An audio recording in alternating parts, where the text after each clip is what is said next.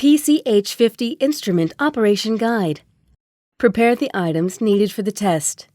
PCH50 instrument, power cable, test board, R1 reagent, R2 reagent, sample collector, code chip. Standard test.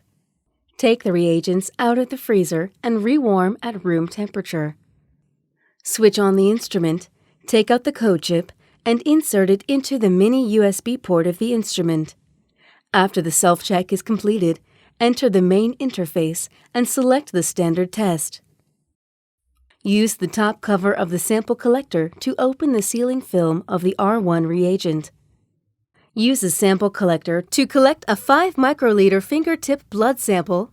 Insert the R1 reagent container, forcefully shake all the blood sample in the capillary into the R1 reagent, shake well, click the Confirm button, and let it stand for 2 minutes. Mix it again for 5 seconds, squeeze out the bubbles, remove the top cover, and then add 1 drop of the mixture into the test board. Wait for the mixture to fully penetrate into the membrane, and then add 1 drop of R2 reagent into the test board.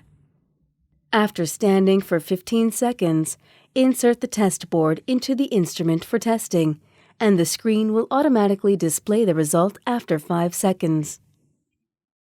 After the test, take the test board out of the instrument, put the samples and consumables into the designated medical garbage bag, or dispose of them properly in accordance with local and national laws and regulations. Quick test. If you need to perform a retest or multiple tests and don't want to use the instrument interface guidance, you can choose the quick test. The specific steps are as follows. Prepare related items for testing and repeat HbA1c test procedure. After completing the entire operation process, click on the quick test and put the test board into the instrument. After the test, take the test board out of the instrument, put the samples and consumables into the designated medical garbage bag, or dispose of them properly in accordance with local and national laws and regulations.